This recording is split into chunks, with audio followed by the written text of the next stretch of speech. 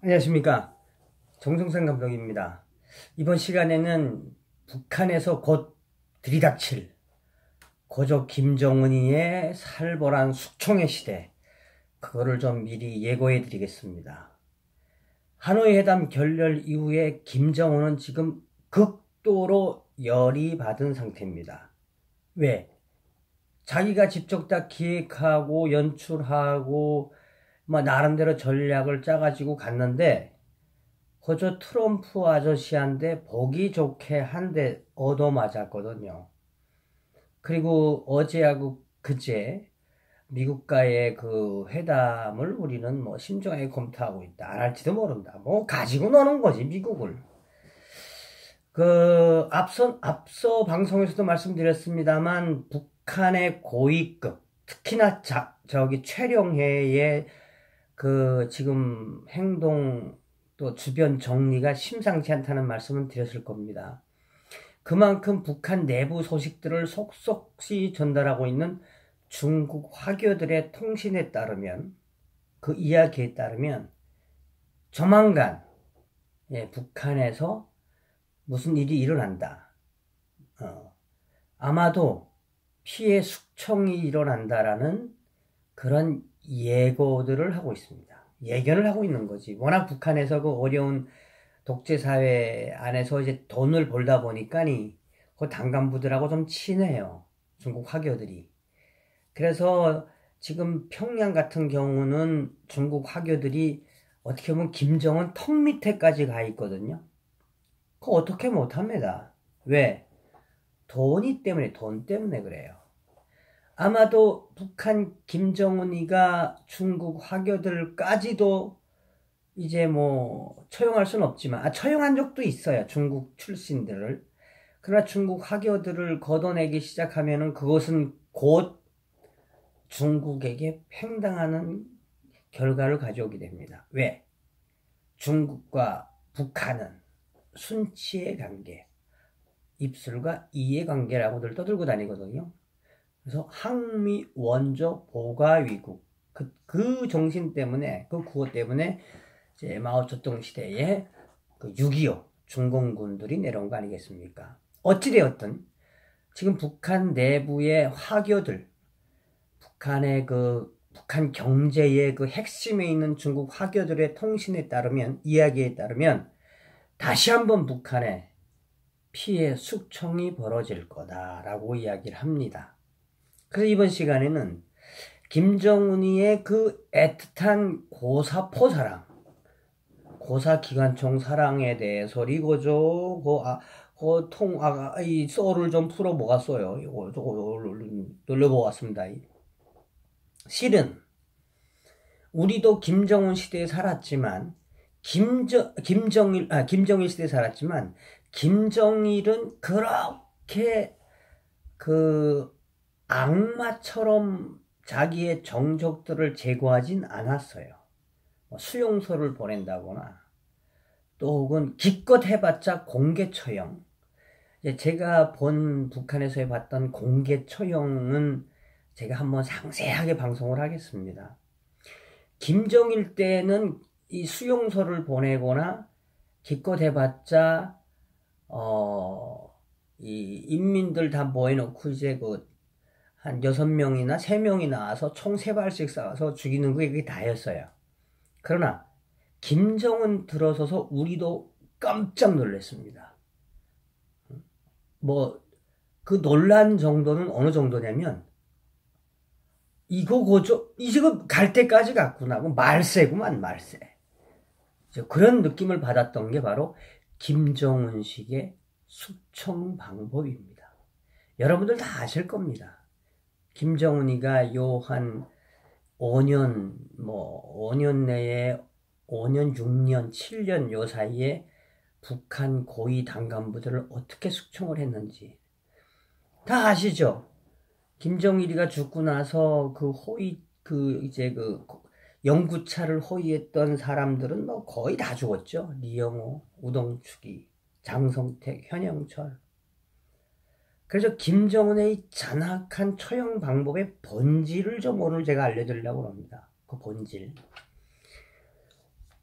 아시다시피 장성택이가 2013년 12월 달에 잔악하게 이제 처형이 됐죠. 뭐 알지 않습니까? 이제 자기 그 고모부지만은 이제 정적이라고 생각을 하고 죽였어야 됐습니다. 그냥 죽일 수밖에 없었어요. 장성택이가 좀 까불었거든. 돈 가지고 자기 조직 중국하고 커넥션. 그런데 그 당시 장성택 처형할 때 첫 등장한 게 바로 고사기관총입니다. 고사포, 고사기관총. 고사기관총은 이제 평양 방호사령부에 있는 그 고사기관총을 한 8대 정도 갖다 놓고 이제 그 장성택이한테 쏘게 했는데, 그때 고사기관총 이 처음으로 처형에 등장하게 됩니다. 고사기관총의 대략적인 그 재원은 14.5mm 사연장 다연발 고사기관총. 그러니까 이제 하늘에다 대고 비행기 올 때 쏘는 총인데, 비교를 어떻게 하면 되냐면, 그 AK 소총의 재원은 그 총알이 7.62mm예요. 아니면 손가락만 하죠. 근데 14.5mm는 우리 그 매직펜에 좀 비교해야 되나? 매직펜. 여기 딱 있네. 한 2만 해요. 고사기관총 탄알이. 이게 이제 분당 수백 발이 나가는 건데, 이 고사기관총으로 장성택이를 무참하게 처형하게 됩니다. 당시에 당 간부들, 군 간부들 다 모여놓고, 북한 처형의 핵심 슬로건은 한 명을 죽이고 1000명, 1000명을 교양한다는 거거든요. 그 당시에 장성택의 처형 장면을 본 일부 그 북한의 고위 간부들의 그 이야기에 따르면, 그 외신에서 나왔던 건데, 뭐 치를 떨었지. 티코대학 김정일 시대는 겨시용으로 했는데, 김정일 시대 때를 뛰어넘는 이 공포의 그 현장을 봤으니까, 야,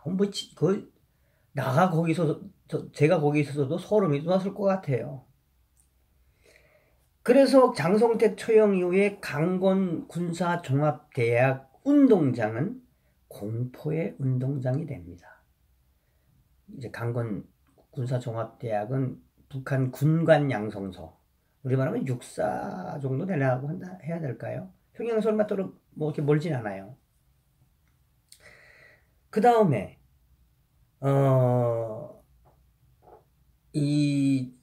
그 다음에 이제 리영호, 인민무력부장의 리영호, 우동충, 줄줄이 다 죽였잖아요.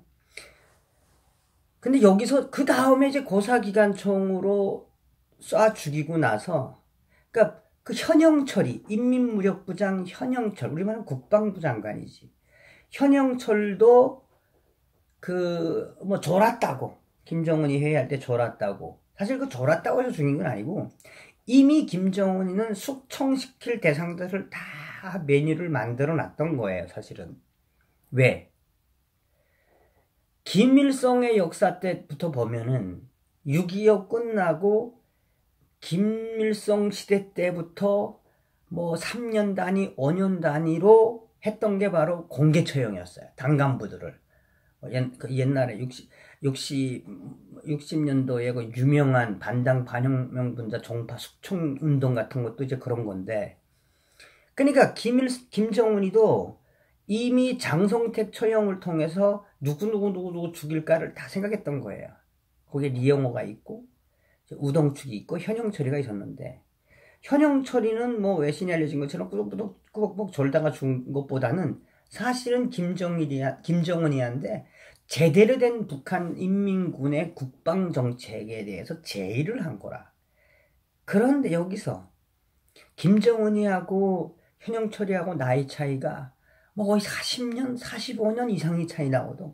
그러니까 한참 손잡벌인데, 울뚝배를 한번 썼겠지. 울뚝배. 그러니까 한번 확 했겠지.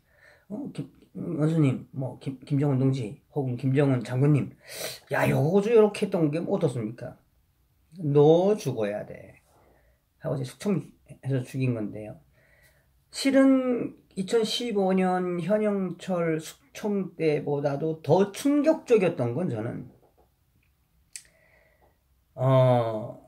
장성택 처형 이후에 그 한번 그런 뉴스가 나왔었어요. 그게 누구냐? 김정일이가 죽고 나서 해마다 소위 말하는 추모 기간이 있습니다. 추모 기간. 그 추모 기간엔 술이나 음주 가무는 일절이 안 됩니다. 그런데 당시에 그 김정일 상중에 인민무력부 박철이라는 사람이 술을 좀 마셨다고 해요. 그게 뭐 대수겠습니까? 그냥 뭐 속상하니까 술도 마실 수 있지. 그런데 또 뭐 술 마시기까지는 괜찮은데 다 같이 또 뭐 또 떼창으로 노래도 부르고 막 이제 술 마시고 한바탕 놀았나 봐요. 이제 그러니까 거기에 화나서 김정은이가 숙청에 지시를 내려서 그 박철이를 어떻게 죽였냐면 이제 북한에는 이제 82mm 박격포 뭐 102mm 박격포 종류가 한 서너 개 됩니다. 그러니까 한 1km 뒤에다가 박격포들을 다 세워놓고 그 1km 앞에다가 이제 박철을 딱 처형할 좌표에다가 묶어놓고 군 관련, 당 관련 사람들 주변에 다 앉혀놓고 박격포로 쏴 죽였다고 합니다. 박격포로.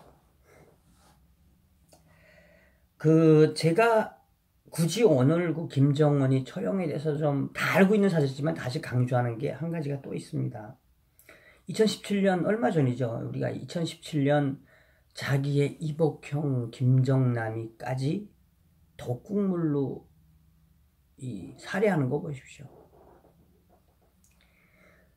김정은식, 그러니까 북한식 이런 처형의 본질을 좀 이야기해 드리겠습니다. 북한에는 정치범 수용소가 7개 이상 있고 약 20만 명이 정치범으로 갖춰져 있죠. 아마도 정치범 수용소에 갇힌 간부들이나 그 사람들은 좀 괜찮을지도 몰라요. 그저 뭐 고사기관총으로 죽지는 않았으니까. 거기 정치범 수용소에는 이 김정일이의 구호 현판이 있어요. 뭐 정치범, 그러니까 반혁명 분자. 반혁명 분자는 3대를 멸족해라 라는 구호가 있어요. 그게 북한의 핵심입니다. 김정은에게 반항하거나 북한의 유일 사상에 반대하는 사람은 낙인이 찍히면 3대가 멸족하는 게 북한입니다. 그래서 황장엽 선생님이 1998년에 망명하시고 나서 10년 동안 황장엽 선생님의 8천까지 죽였어요. 8천. 소위 말하는 북한식으로 말하면 프로레타리아 독재의 맛이라고 합니다. 혁명의 공포심을 조장을 하고 혁명의 공포심을 통해서 앞서도 이야기한 것처럼 1명 죽이고 100명, 1000명, 10,000명을 교양하는 북한식 방식입니다. 여기서 또 한 가지는 뭐냐, 그렇게 고사기관총이 등장한 이유가 하도 뭐 정치범 수용소 보내고 때리고 뭐 관리소 보내고 말을 안 듣거든. 그러다 보니까 고사기관총이 등장하고 박격포가 등장한 겁니다. 뭐 죽이는 걸 좀 극대화시키려고. 또 하나 등장하게 되죠, 여러분. 뭐죠? 화염방사기입니다. 화염방사기. 우리 조선노동당을 배신한 민족 반역자의 혼까지 불태워버려라 라고 하는 게 김정은의 지시라 그래요. 머리 한 알도 남기지 말아라. 이 민족 반역자는 영혼까지 불태워라 라고 등장한 게 화염방사기입니다. 화염방사기. 얼마나 고통스럽게 죽겠습니까? 불타서 죽는.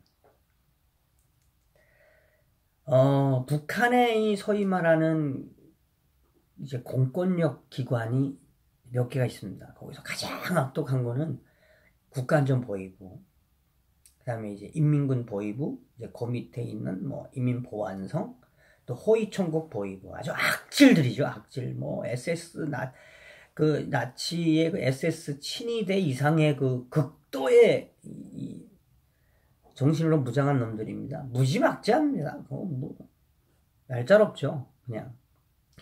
이제 북한에서는 이런 공포의 처형이 다시 시작될 이 정보들이 유추되고 보여지고 있습니다. 김정은이는 이제 또 다른 공포의 처형을 시작할 겁니다.